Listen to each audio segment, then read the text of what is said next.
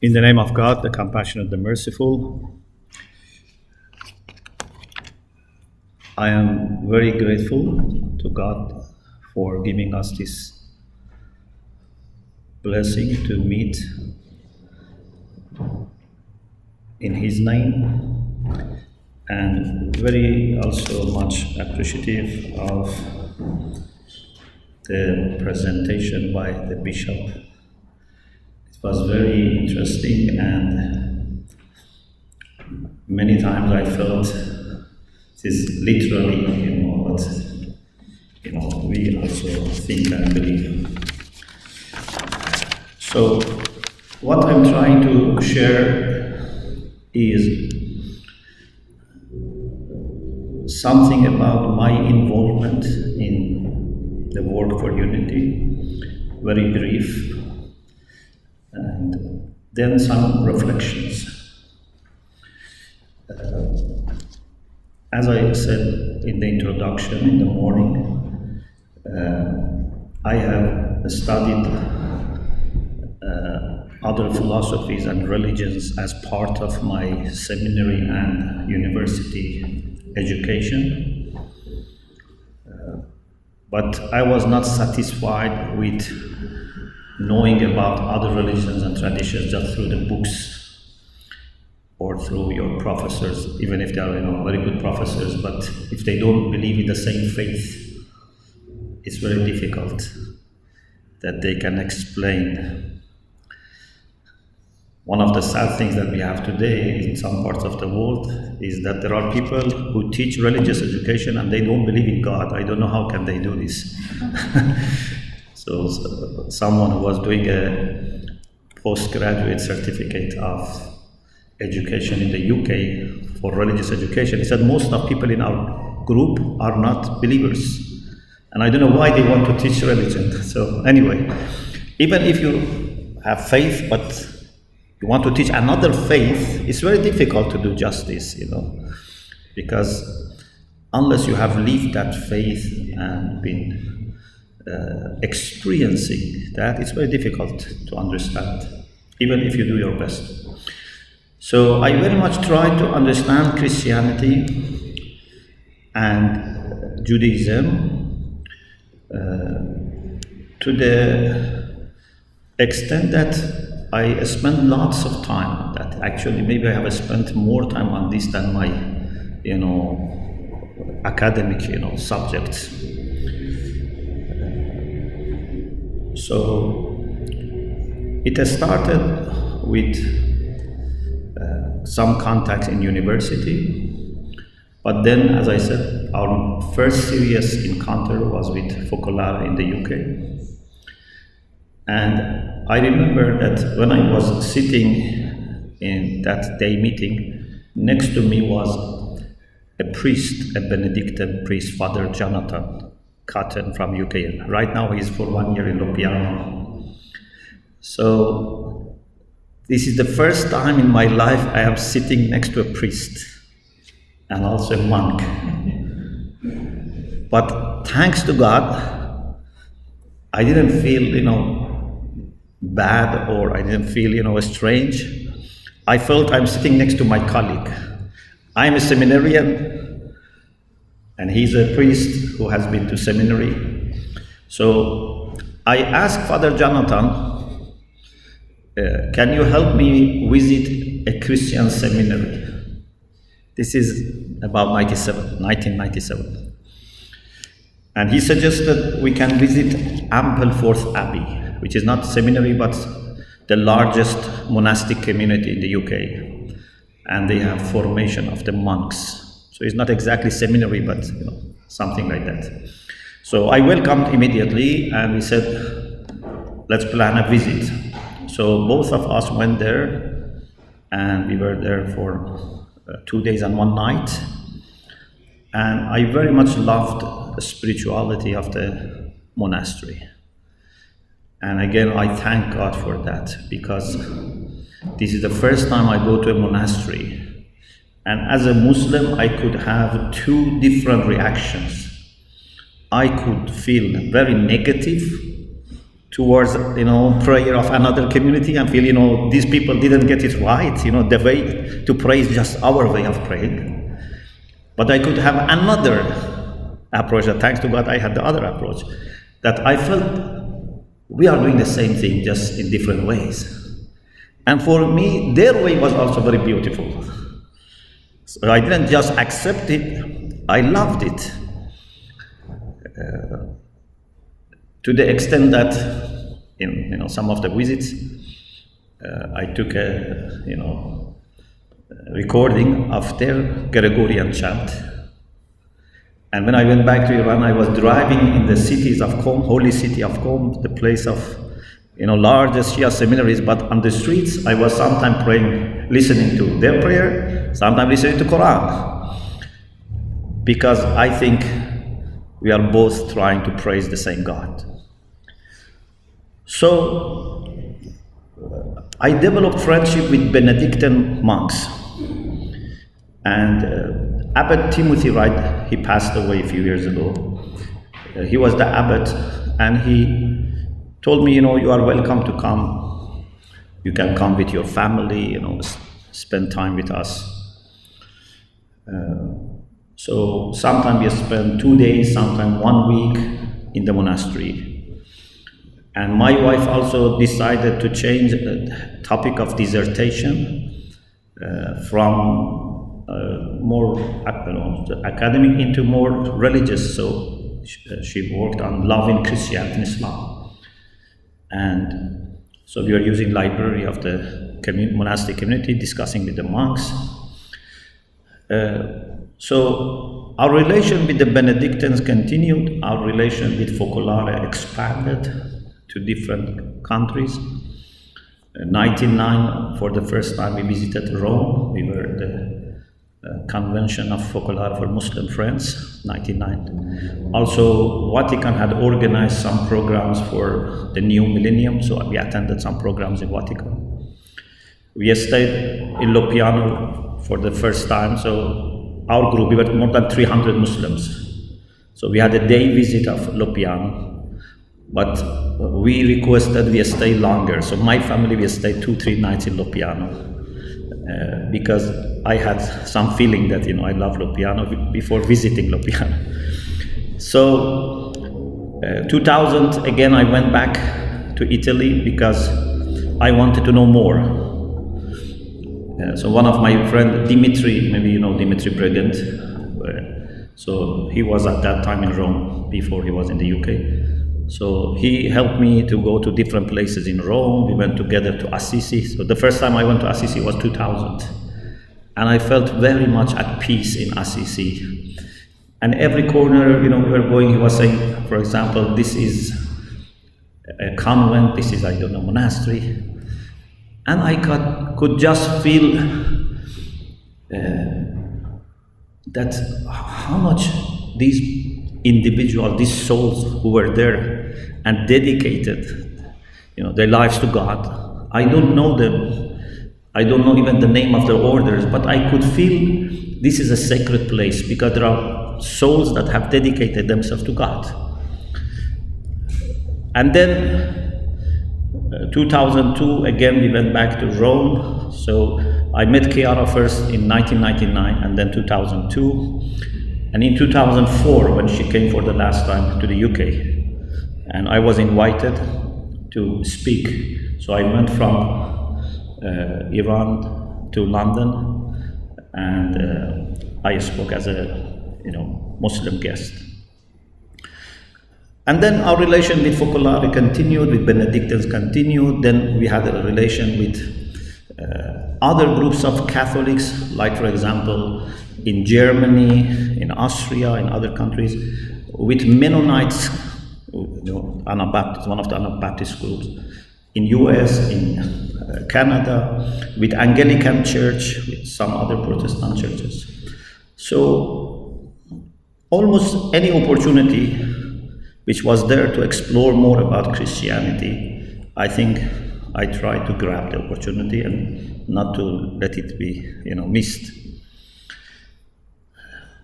So now it's a result of more than 25 years of serious search for understanding, for dialogue, and more for unity. One line of our discussion, as I said, was with the monks, Benedictine monks and nuns. And in 2001, when I finished my PhD, I was for 1 year in London. And the late Abbot Timothy Wright, after knowing me for many years, he said, "Muhammad, are you happy to give a talk to our community about Islam?" And I said, "Yes." He said, "What are you going to say?" So, because he was concerned also, because the community didn't know anything about, Islam.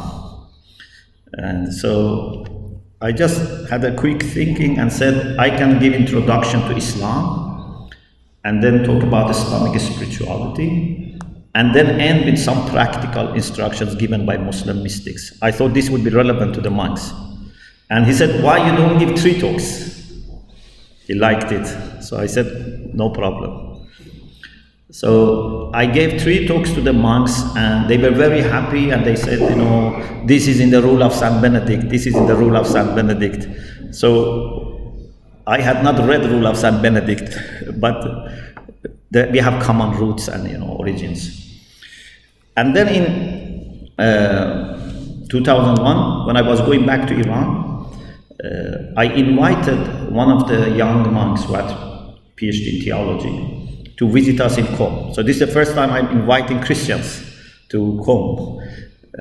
Other people have done this, but this was the first time for me. So he said I should seek permission from the abbot. He went to the abbot. Abbot said, "It's okay, but I want to come myself too." So in 2002, both of them came to Qom. And we organized for them lectures, and we put, posters, invited other seminarians to come. So they were very happy. And they felt there was openness, respect, and I didn't receive any criticism why you invite these people, etc. Everything went very well. And then, towards the end of their stay, we were in the car. I mentioned how things start with a small conversation, So we were just thinking, what will be the next step? Many times we ask, what's the next step? So we thought maybe it's good to have a dialogue between Catholics and Shia in the UK. And they suggested we can do it in Ampleforth. And I said, I love Ampleforth, the monastic community, but it's far from where most of our people stay. Our people are normally in large cities, because we don't have everywhere, Shia Muslims. So they said, we go back to the UK, we try to find a place in London that we can have part of dialogue in London and part of it in Ampleforth. And when they went back, they approached Heathrow College, which used to be run by Jesuits. So in July 2003, we had the first round of Catholic Shia dialogue. 1 day in Heathrow College, 4 days in Ampleforth. And it went very well, thanks to God. And we decided to have next visit. So next year, 2004, 4 people visited Qom. Now we had 2 Benedictines, 1 Jesuit, and 1 lay who teaches in Heathrow College. So 4 of them in 2004 visited Qom. And we also published the first book. So this is our first volume. We published this in 2004. This is the second edition. Catholics and Shia in Dialogue, Studies in Theology and Spirituality. And we put the picture of meeting of Pope John Paul II and the late Ayatollah Misbah. So we had papers which were presented in order to know each other's traditions and also how we can face contemporary challenges, because we have common challenges as faithful people. especially about family and education. We talked about that. 2005, we had the second Catholic Shia dialogue. This time was about reason and faith in theory and practice. And we published this volume, A Catholic Shia Engagement, Faith and Reason in Theory and Practice. Again, papers by Catholics and the Shia. And the editors are, again, Shia and Catholics. Then Abbot Timothy again visited Iran with a lady, a Christian lady. And then 2007, we had the third Catholic Shia dialogue. And the topic was ethics in today's society. So a Catholic Shia dialogue, ethics in today's society. But this time, instead of Ampleforth, was in Worth Abbey. I don't know if you are familiar. Worth Abbey is near Gatwick. So because Abbot was no longer Abbot, his term finished. So we had this time in Worth Abbey and Heathrow College. Then he went to Rome, and we had Paus. Then I took a group of people, PhD students from Com to Rome, and we said, let us resume.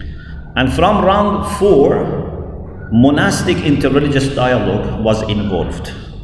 So round 4 was in Sant Anselmo in Rome, you may know, the college for the Benedictines.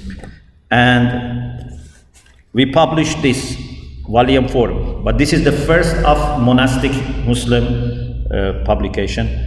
Although that was also with monks, but this one, monastic religious dialogue was involved.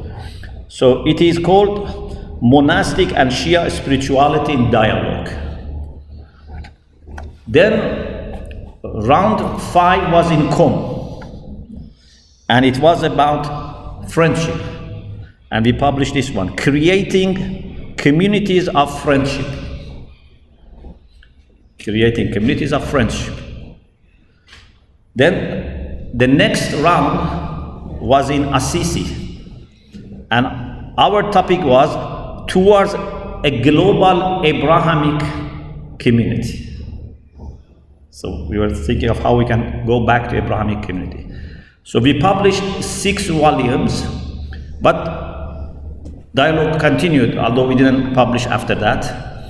So we had round 7 again in Qom, round 8 was in Kenya, and 9 was in UK, and then 10 was in France. September last year we had round 10 in France.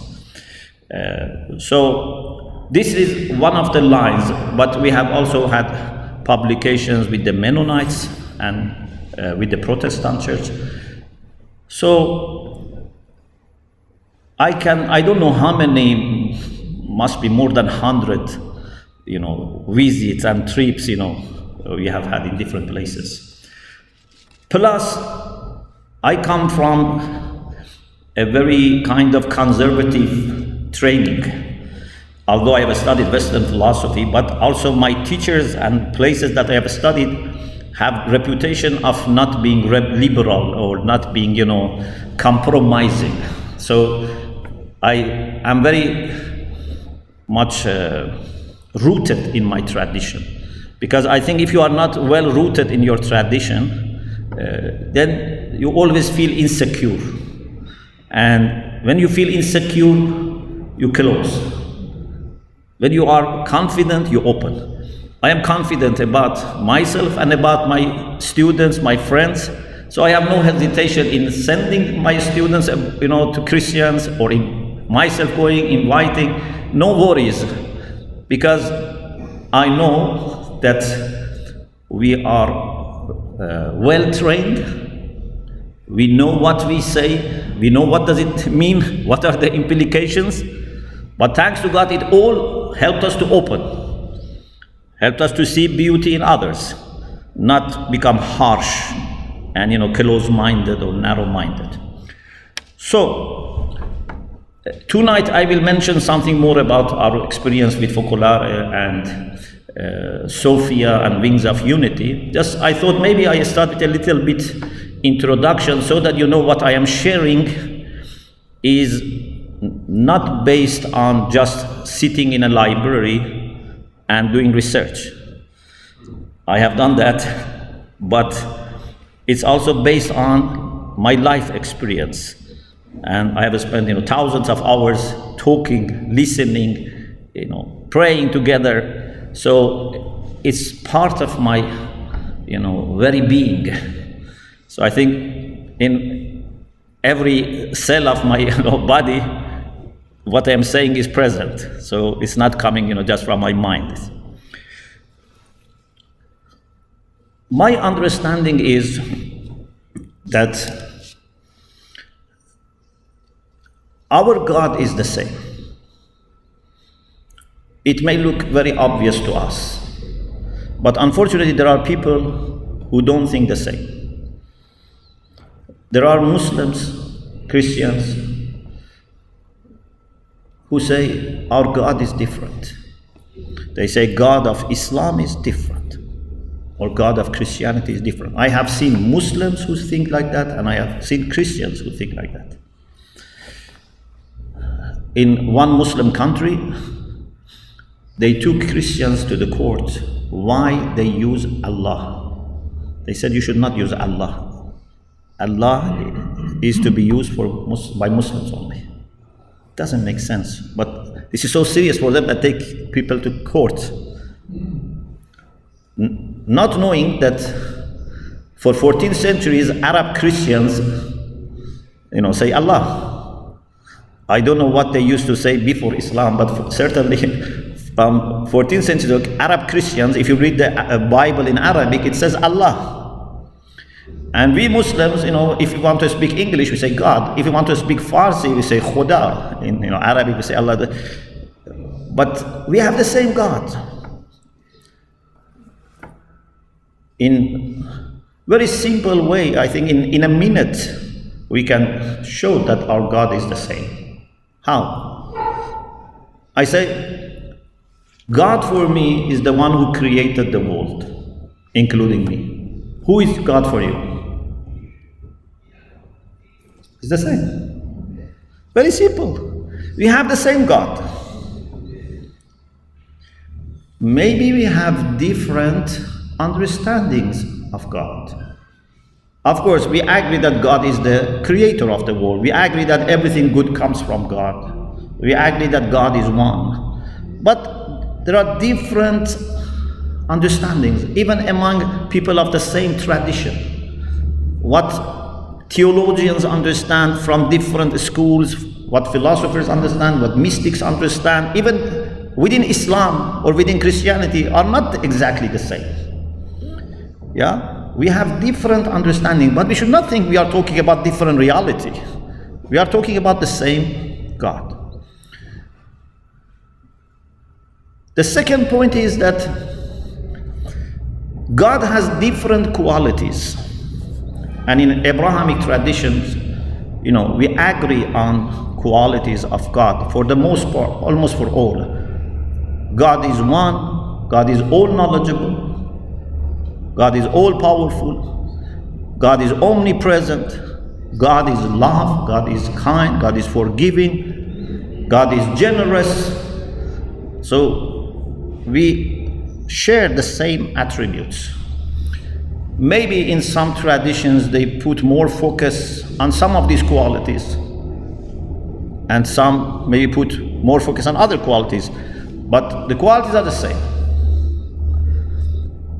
Among qualities of God, which is very important, and maybe we can say from Islamic perspective and perhaps from Christian and Jewish perspective, but I leave it to the Jews and Christians themselves to talk about themselves. But I say as a Muslim, one of the most important qualities of God is unity of God.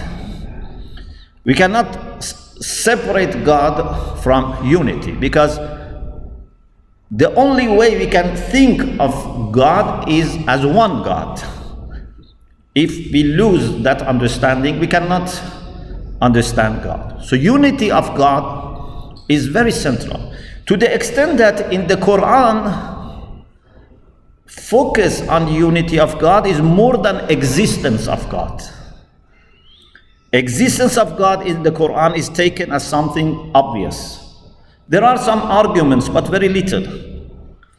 The Quran more focuses on correcting polytheistic understanding that pagans had.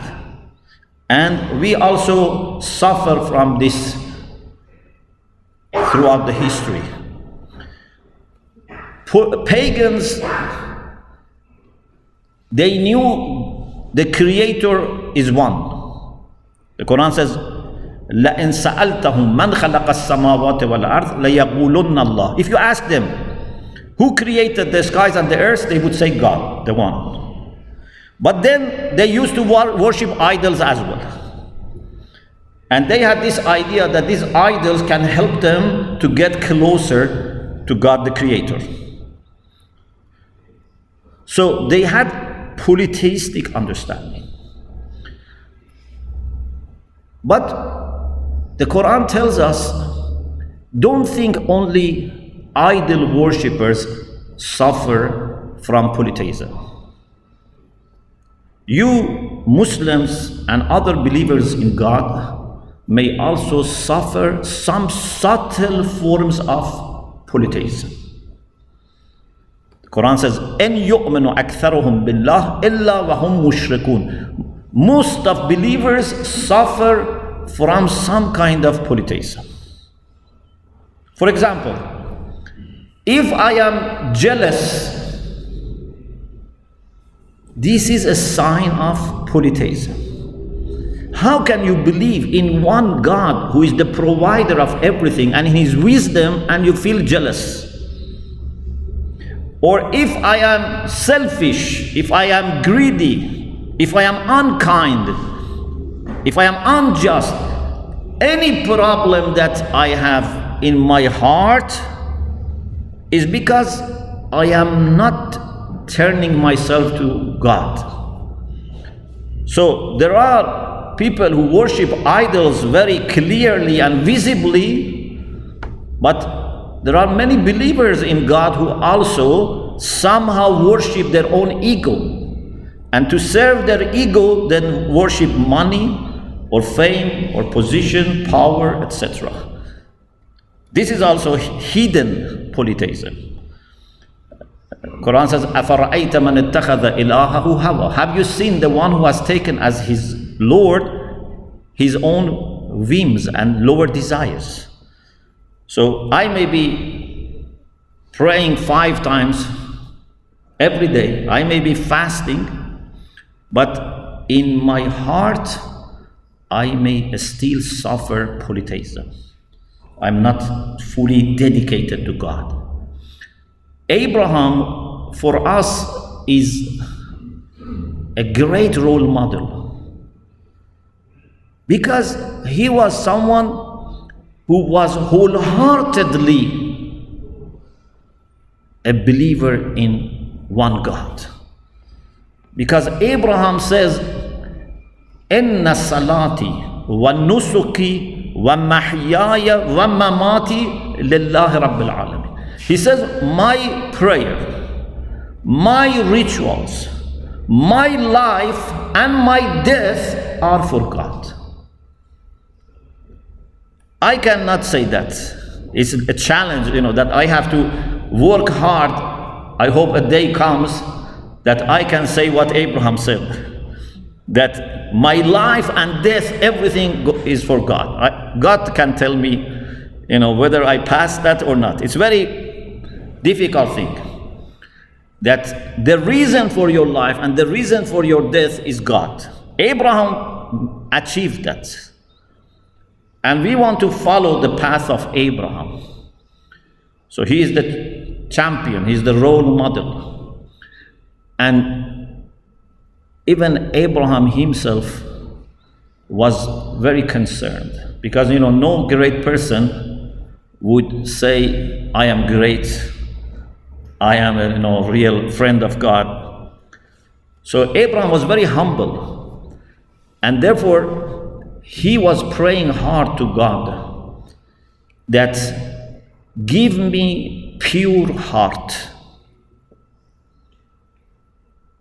He said, لا تخزني يوم يبعثون يوم لا ينفع مال ولا بنون إلا من أتى الله بقلب سليم. He said, God, please don't disgrace me on the day of resurrection, when neither children will help you nor money.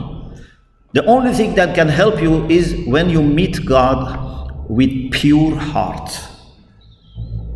So he himself was praying to meet God with pure heart. And our sixth Imam, Imam Sadiq alayhi salam, he says, pure heart, al-qalbu salim, alladhi yalqa rabbah wa laysa fiha ahadun siwa, means you meet your Lord while there is no one in your heart except God. So we should reach the point that our heart is just for God. Nothing else, no one else next to God or above God. No one, nothing should be above God or next to God. Yes, if you love God, under Him, everything can come. If you really give your heart to God, then you love all people. You love even animals and insects. As Bishop said, everything has signature of God. Yeah? Even for a true lover of God, even a drop of water is sacred. A leaf on the tree or on the ground is sacred. But this is only possible if we give our heart to God.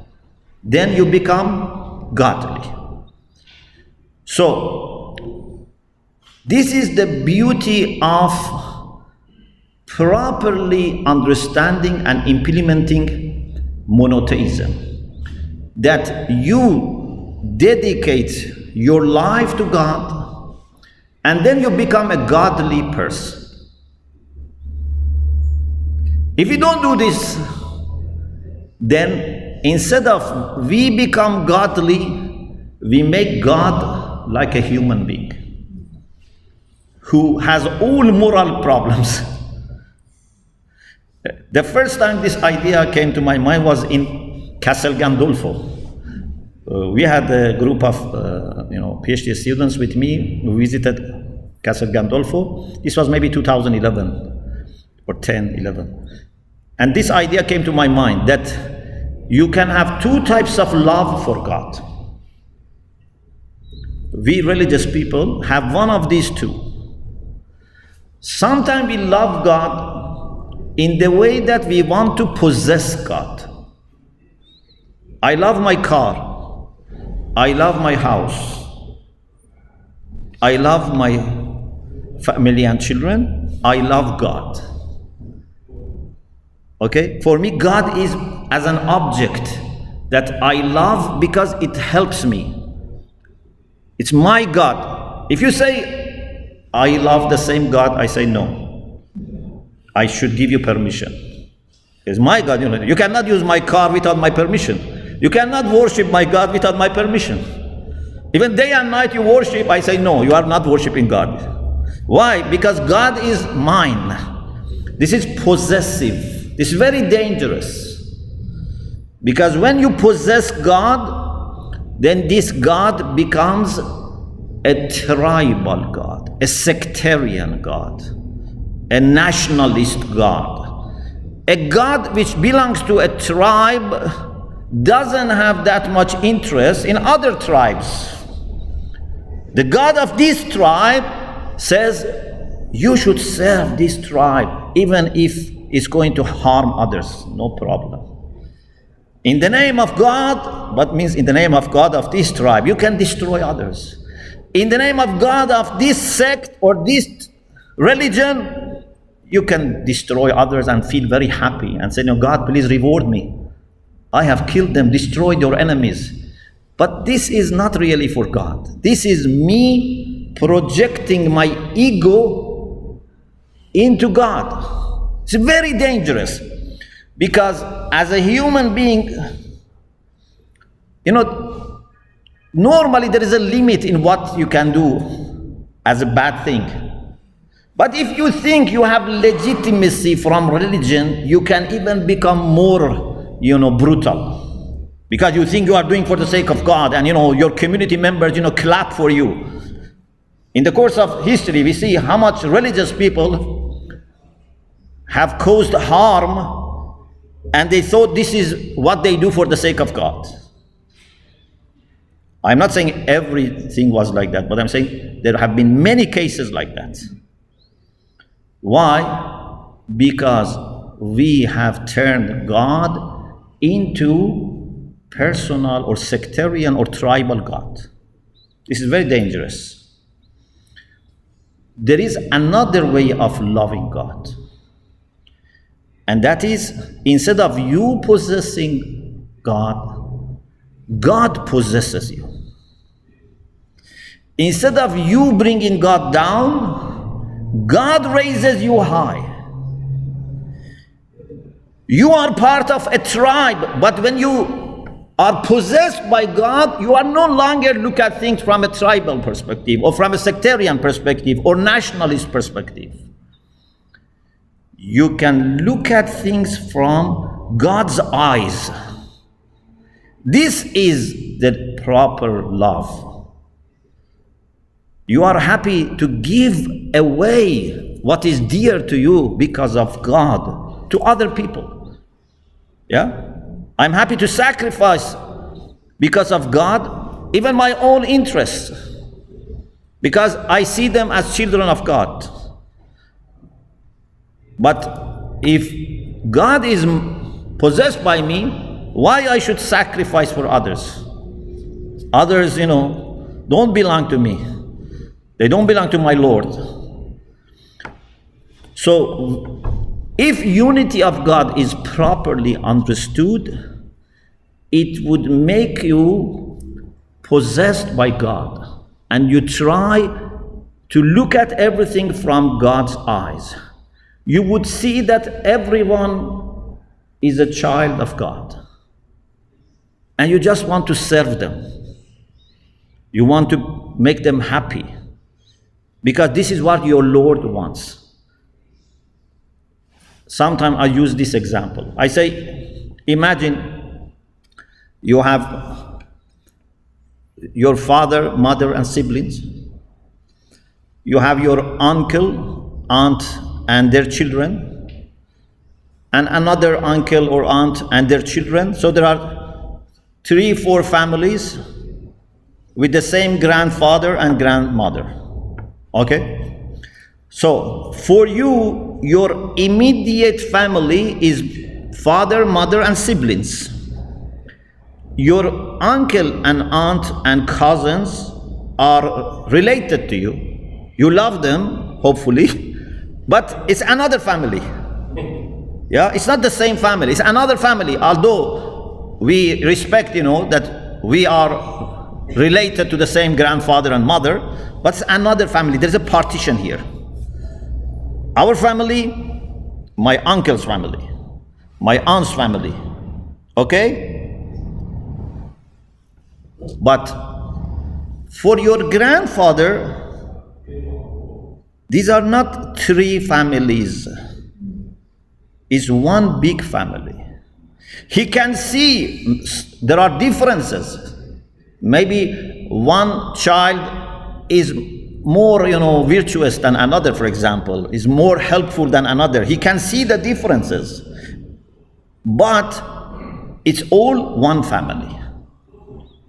Now, for you to get closer to grandfather's view, you need to look at things without partitioning. You need to go higher and look at things without partitioning. It is very difficult, but it's the best way to get closer to grandfather. For example, even in your own family, your father and mother would never want you to harm your brothers and sisters. Yeah, I think it's very obvious. No father and mother would want their children fight or harm each other. It's impossible. You say to your father, Father, because of you, I managed to kick them out. But we have said this to God. Because of you, we managed to get rid of, other religions or traditions. But no father and mother would ever be happy with children fighting, no matter what is the reason. You should not fight. Let us discuss. Let us solve things with love, but no fighting or killing or shedding blood.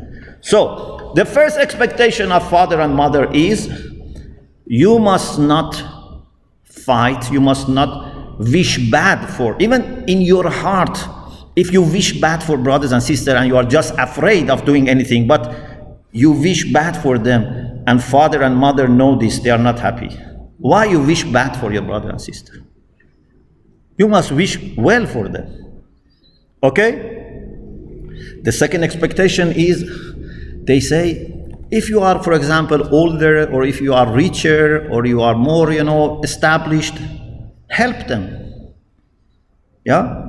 Maybe your brother, sister now, they need some support. We expect you to help them. As a brother, as a sister, you should help your siblings. So not only you should not harm, you should not also be indifferent and say, what is mine, what is for them is theirs, I have nothing to do with them. No, you should care for them, you should love for them. But there is a higher level. They want you also to sometimes sacrifice for them. For example, maybe you can say, I have, for example, this money, I need this money, but now my brother is in greater need because his child is ill. This is money that I wanted for my family, but I give it to my brother. I don't have too much money, but even this little that I have saved, I want to give, I want to sacrifice, I want to share. This is expectation of parents, because they do the same. If father and mother have money and a child has problem, they give.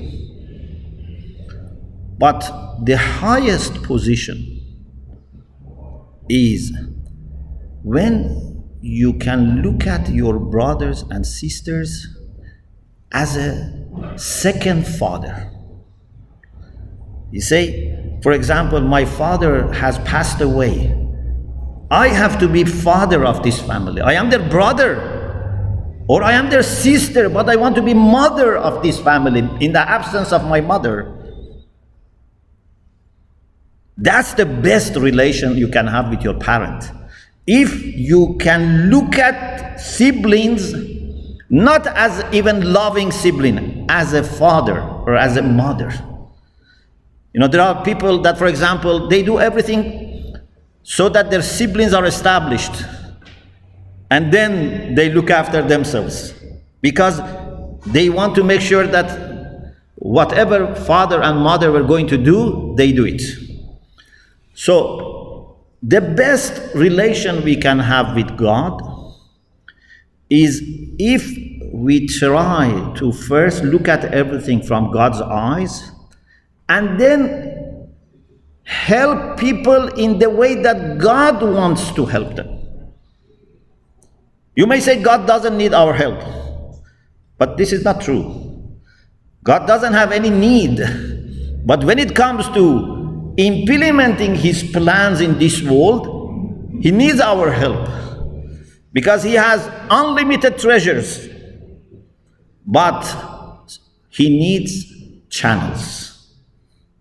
He needs bridges. God doesn't want to do things in a miraculous way all the time. He wants me and you help Him to be channels of His love and mercy. So, unity of God must be well understood, not only as doctrines, but also as practices. And not only as practices, but also as virtues. So that all the time I reflect as a representative, as a servant In Islamic tradition, we very much use the concept of servant, as a servant of God. Because if I say representative of God, then some people may think this is a privilege. No, as a servant of God, as an instrument, as an agent who doesn't have any privilege. The best people are those who can serve better, not those who think, people should serve me. So with this kind of understanding, then it's impossible that you don't work for unity. Because you know that God certainly loves us to be together. God wants us not to fight or not even to boycott each other. It's impossible that father or mother want their children to fight or stop talking. Say, we don't fight, but we don't talk. We don't, meet. We don't visit each other. No. We need to work together so that God's plan for humanity be implemented. The plan of God is unity, but He doesn't impose His plan. The Quran says, "Lo sha Allah la jama'ahum ala al-huda." Had God wanted, He would have made us united. But He doesn't want this to happen by force, because there is no beauty in unity when it is forced.